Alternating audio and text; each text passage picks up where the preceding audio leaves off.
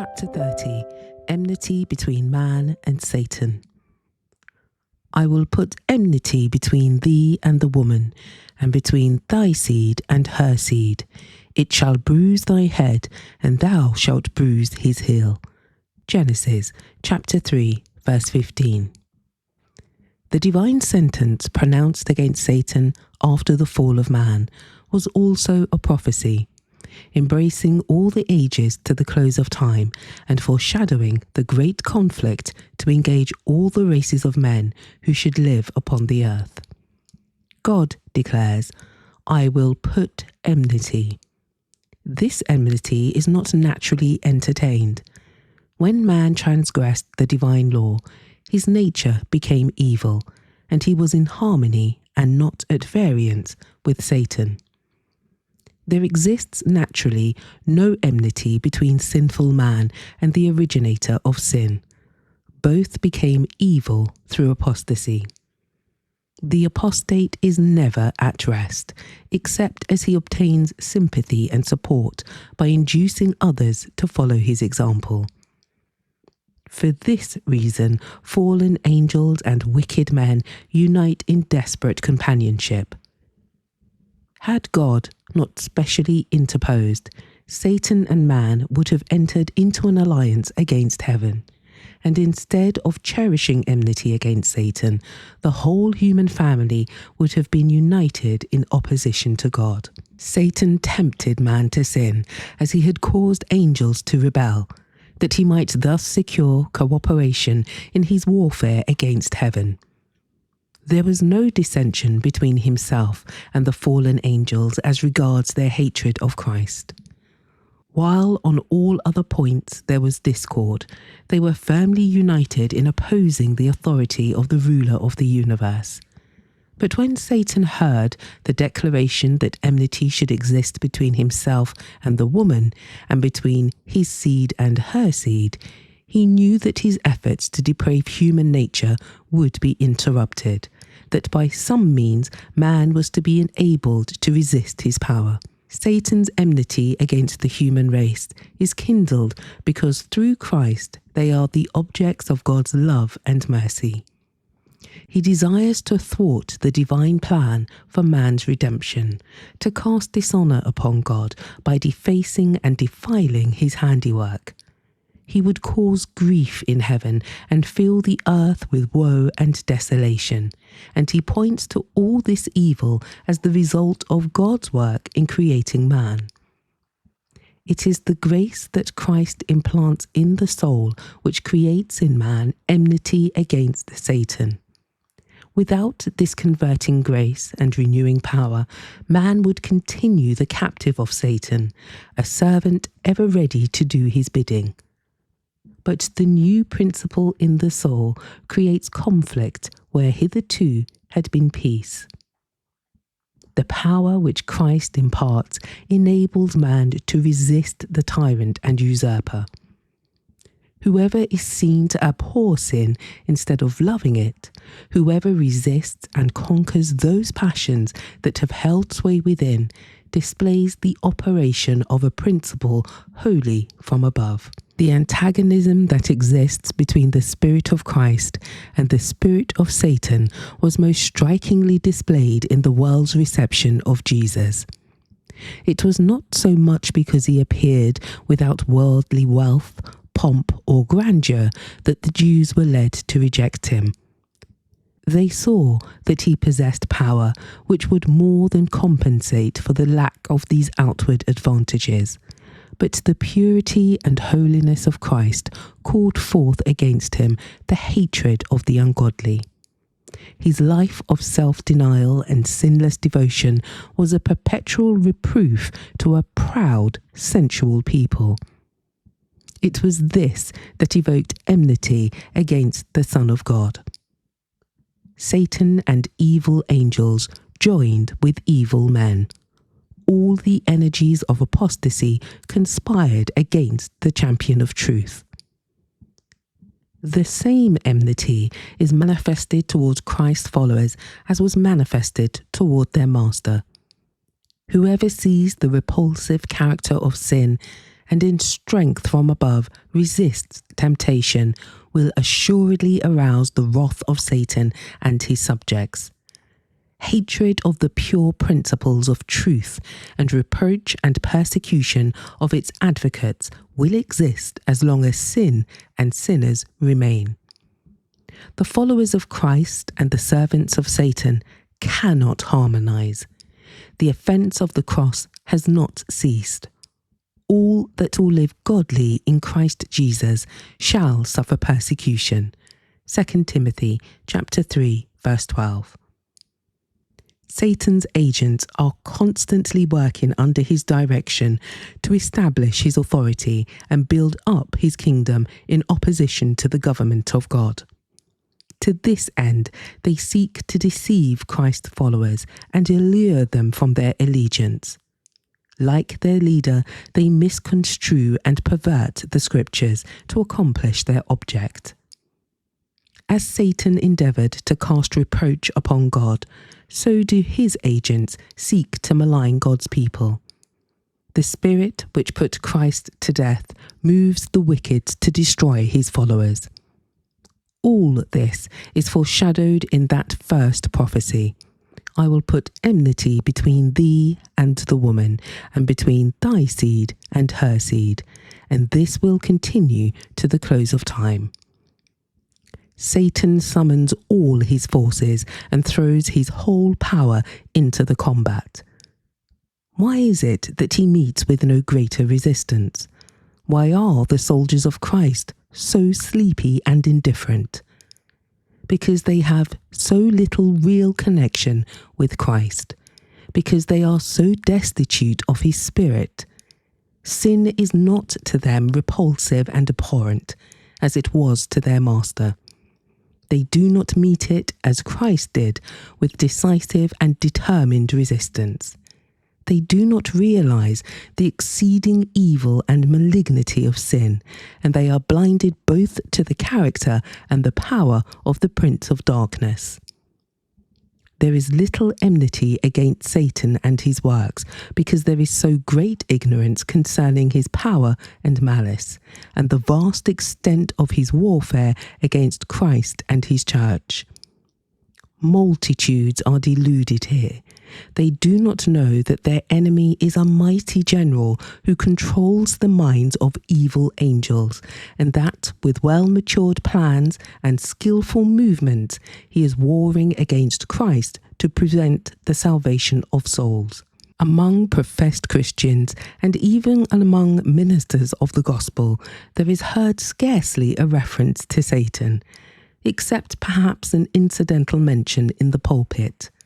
They overlook the evidences of his continual activity and success. They neglect the many warnings of his subtlety. They seem to ignore his very existence.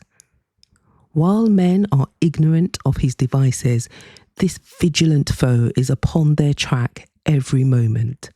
He is intruding his presence in every department of the household, in every street of our cities, in the churches, in the national councils, in the courts of justice, perplexing, deceiving, seducing, everywhere ruining the souls and bodies of men, women, and children, breaking up families, sowing hatred, emulation, strife, sedition, and murder. And the Christian world seemed to regard these things as though God had appointed them and they must exist. Satan is continually seeking to overcome the people of God by breaking down the barriers which separate them from the world. Ancient Israel were enticed into sin when they ventured into forbidden association with the heathen. In a similar manner are modern Israel led astray.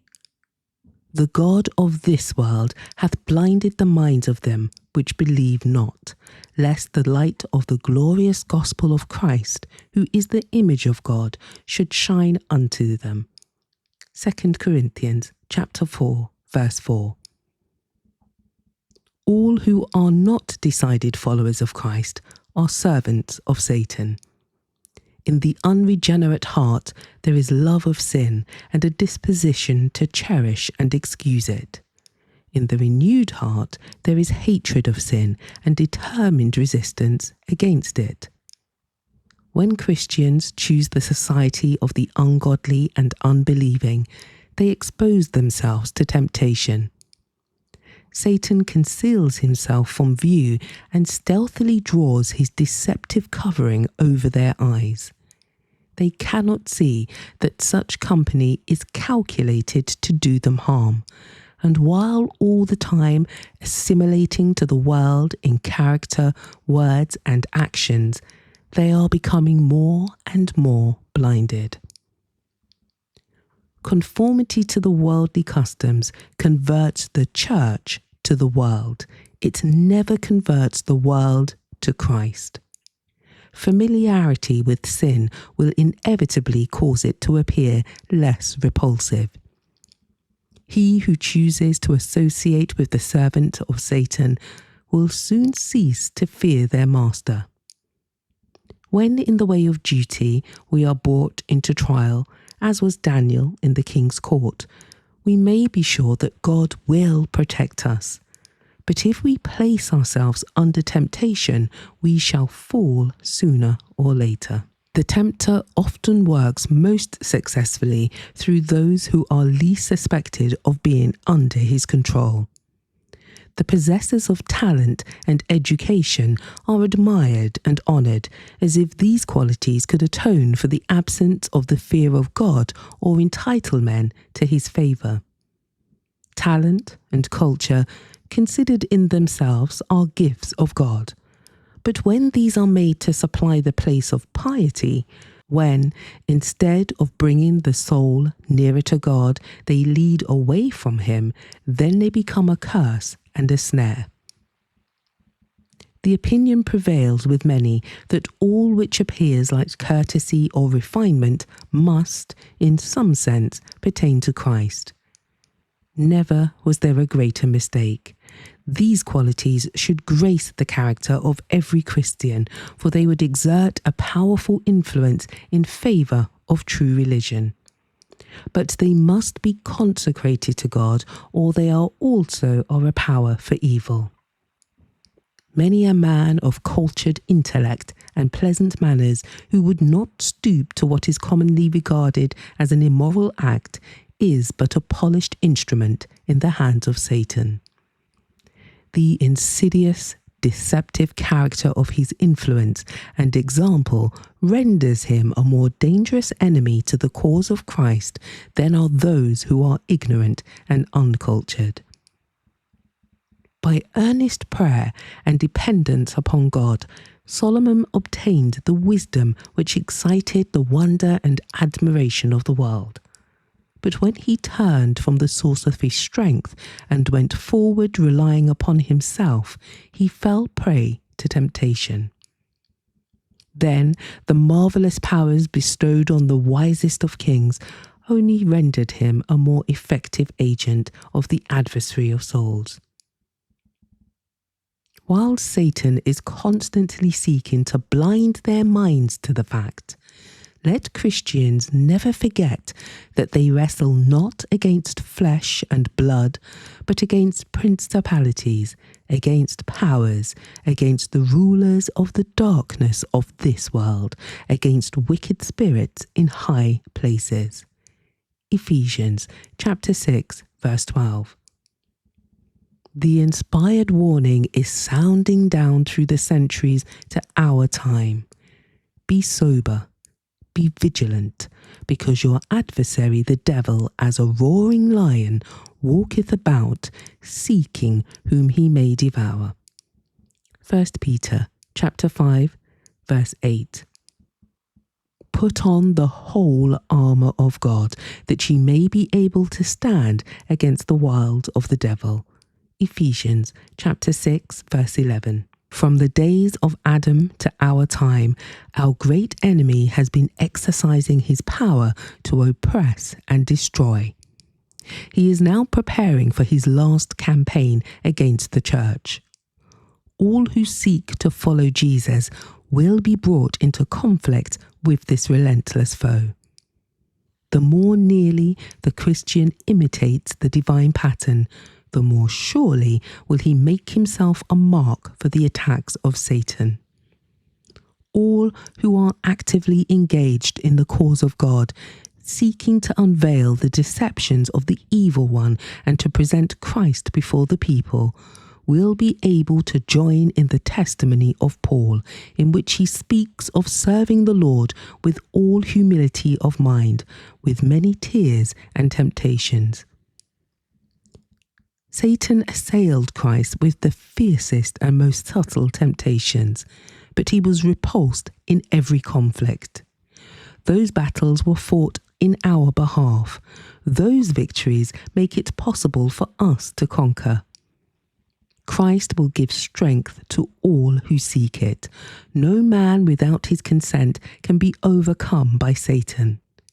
The tempter has no power to control the will or to force the soul to sin. He may distress, but he cannot contaminate. He can cause agony, but not defilement. The fact that Christ has conquered should inspire his followers with courage to fight manfully the battle against sin and Satan.